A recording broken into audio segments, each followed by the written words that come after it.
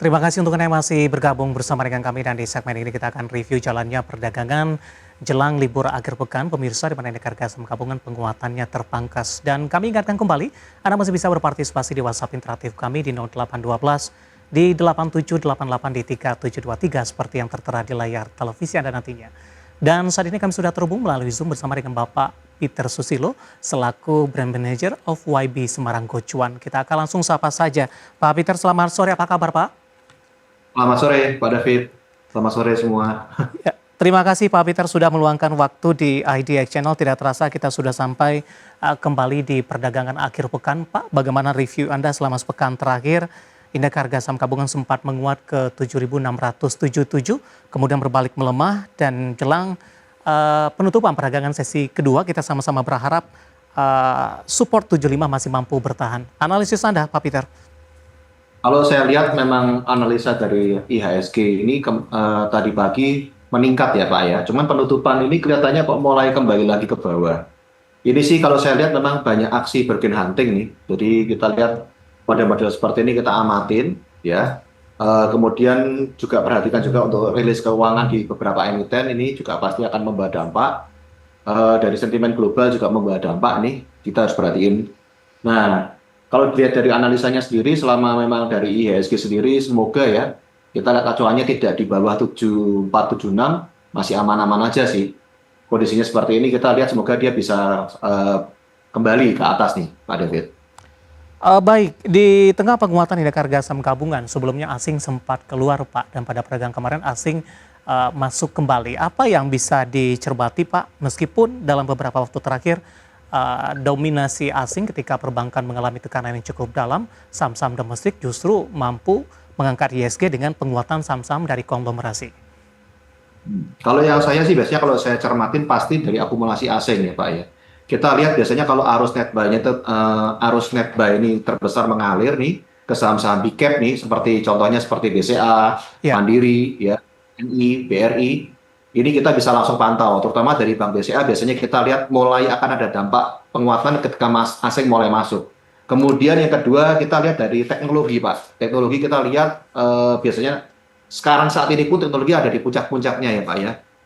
Yang ketiga ada di konsumer ya Pak ya. Konsumer kita lihat harus ada pergerakan juga di konsumer. Seperti itu Pak David. Baik, analisis Anda untuk saham-saham konglomerasi Pak? Untuk saham-saham konglomerasi, gimana Pak David? Sorry. Ya, analisisnya untuk penguatan saham-saham konglomerasi. Oh ya, saham-saham konglomerasi ini juga kita lihat juga kemarin salah satunya kita ngomong seperti kayak Pak Prayogo sendiri juga kemarin habis dari IPO CDIA ya. Nah CDIA sendiri juga kita lihat mungkin ada dampaknya terhadap oversubscribe-nya juga ya Pak David ya. Jadi kita lihat CDIA sempat kemarin itu ARB, sekarang kembali lagi nih CDIA. Jadi kita lihat ya semoga besok lagi ada masih pamornya Pak Prayogo masih namanya masih oke nih. Jadi kita lihat kemungkinan untuk pekan depan masih akan growth naik lagi sih CDIA. Seperti itu Pak David. Baik, kita akan coba ulas Pak. Selain Anda sudah menjelaskan review untuk CDIA tadi, saya mau ke BRPT terlebih dahulu Pak Peter. Hari ini BRPT menembus intraday tertinggi di sepanjang masa. Dari sisi kinerja tadi melesat Pak di atas ribuan persen ini. Bagaimana analisis Anda untuk BRPT di tengah penguatan yang terjadi meskipun penguatan di sesi kedua ini sudah mulai terbatas arah analisis support dan resistennya di perdagangan pekan depan? Oke, untuk BRPT sendiri ini juga masih menarik ya Pak David. Masih uptrend ya dia. Memang BRPT hari ini dia membuat all time high di 2850. Ya, kemudian dia akan mengalami penekanan turun ini untuk sore ini. Nah, kita perhatikan hati-hati ini. Apabila sekarang BRPT ini besok-besok pekan depan ini di bawah 2600 mulai waspada. Sebagian boleh taking profit ataupun mau taking profit semua juga boleh. Acuannya ada di 2470 Pak David. Jadi kalau misalnya BRPT sampai di 2470 ke bawah, BRPT udah nggak terlalu menarik lagi untuk dilirik seperti itu Pak David. Baik, support yang bisa diperhatikan di 2470 untuk BRPT posisi saat ini penutupan di 2690 jelang penutupan maksud kami di 2,28%. Resisten terdekat peluang untuk kembali menembus ke level tertinggi baru Pak? Pastinya di all time high-nya Pak di 2850. Kalau misalnya dia bisa break tembus 2850 ya dia akan terus lagi lanjut. Baik, 2690 jelang penutupan hari ini di 2,28%. Nah, dari BRPT kita coba beralih ke CDIA. Tadi pun juga sempat Anda review secara singkat begitu. Dalam perjalanannya pasca melakukan IPO, auto reject atas terjadi, suspend, kemudian pernah sekali mengalami koreksi dan kembali saat ini berada dalam track auto reject atasnya. Karena diperdagangkan di FCA Pak, jadi ketika sahamnya mendekati 10% langsung auto reject atas ini.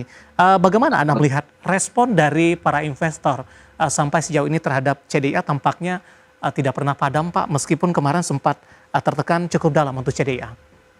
Ya itu dia yang tadi saya katakan bahwa CDIA sendiri memang pada waktu pas IPO sendiri kan memang oversubscribe ya Pak ya. Kita mau beli pun juga nggak dikasih-kasih, barang yang ditahan terus sampai beberapa level nih naik terus. Baru 2 hari yang kemarin tuh dia bikin ARB, hari ini dia bikin ARA ya.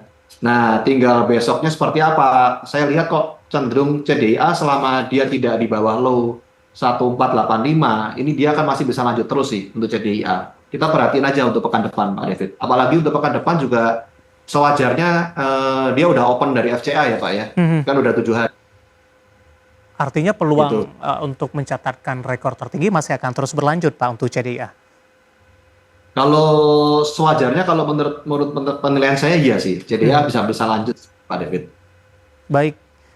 Bagi yang sudah ambil posisi Pak, tentu saja bagi mereka yang sudah mengambil harga IPO dengan penguatan yang terus berlanjut hari ini, tentu profitnya sudah cukup besar begitu, meskipun tergantung berapa nilai lot yang dipegang.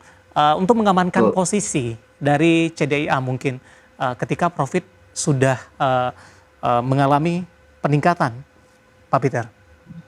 Kalau saya lihat sendiri dari harga kemarin IPO 190 ya, ini naiknya CDIA sudah lebih dari 10 kali Pak. Kalau saya hitung ya, lebih dari 10 kali. Nah kita lihatin aja, jadi kalau misalnya kayak kemarin ini, dia udah mulai turun 1 kali, 2 kali. Nah kalau misalnya ngomong mau taking profit boleh nggak? Ya boleh, sebagian aja nggak apa-apa. Kalau misalnya nanti kita tinggal lihat, apabila biasanya kalau kita lihat ya polanya CDIA sendiri, kalau memang dia sudah membentuk pola sideways, nah itu biasanya dia akan bisa tinggal terjadi mau pantulan ke atas atau mau pantulan ke bawah gitu. Jadi kita lihatlah CDIA kalau misalnya saya lihat seperti ini, makanya acuannya adalah saat ini apabila dia tidak di bawah 1485, saya akan hold untuk CDIA. Harapannya dia bisa ke 1950 dan dia bisa break 1950. Harapannya seperti itu Pak David. Baik, selain dari saham-saham grup Prayogo Pangestu, Pak, infrastruktur Telkom hari ini mengalami lompatan yang cukup signifikan. Sudah 2 kali nih secara intraday Telkom mengalami kenaikan, posisi sekarang di 2980. Di tengah penguatan yang terjadi, bagaimana Anda melihat peluang untuk Telkom untuk balik ke level 3.000-an kembali Pak? Sudah cukup lama level ini tidak disentuh oleh Telkom, dalam 6 bulan terakhir tertinggi di 2910, year to date juga di 2910, Pak Peter. Kalau Telkom sendiri saya lihat dia juga udah ini ya, laporan keuangannya dia juga sudah ada nih ya, Telkom. Telkom ini kalau kita lihat ada penurunan laba ini dan pendapatan year on year-nya dia. Cuman kalau saya lihat pelanggannya dan layanan digitalnya dia ini masih oke ya dan terus memang masih ekspansi nih Telkom. Nah, Telkom ini bisa diperhatikan dekat sekali ini dia high-nya di 2990 hari ini dan tutupannya di 2980 Telkom. Jadi besok bagaimana? Apakah ada potensi ke 3.000? Yes, pasti ada nih untuk potensi ke 3.000. Nah, perhatikan saja Telkom, apabila dia bikin new low 2910, itu sudah mulai waspada, Pak David, ya, untuk teman-teman semua. Nah, apabila dia sudah di bawah 2820, nah, saya udah nggak lirik Telkom dah. Jadi saya ceritanya ngomong, habisin dulu Telkom 2820. Baik, tapi apabila terjadi sebaliknya, Pak Peter, Telkom akhirnya menembus ke level 3.000, level yang sudah cukup lama tidak disentuh kembali oleh emiten ini. Kalau misalnya break di atas 3.000, yang jadi patokan saya adalah yang pertama pasti dia tidak bikin new low, Pak David. Jadi misalnya besok dia break di atas 3.000 nih, pembukaannya berapa nih? Kita ngomong let's say 2980 ya. Kemudian dia misalnya lari ke 3.100 misalnya. Nah, saya akan jadi punya patokan baru selama dia tidak di bawah 2980, ya saya akan hold untuk Telkom. Baik, penutupan hari ini masih di 2980, menguat di 3,47%. dan cukup besar peluang Telkom untuk naik kembali ke level 3 ribuan berdasarkan analisis tadi support dan resistennya. Kemudian resisten berapa yang harus ditembus sebelum masuk ke level 3 ribuan.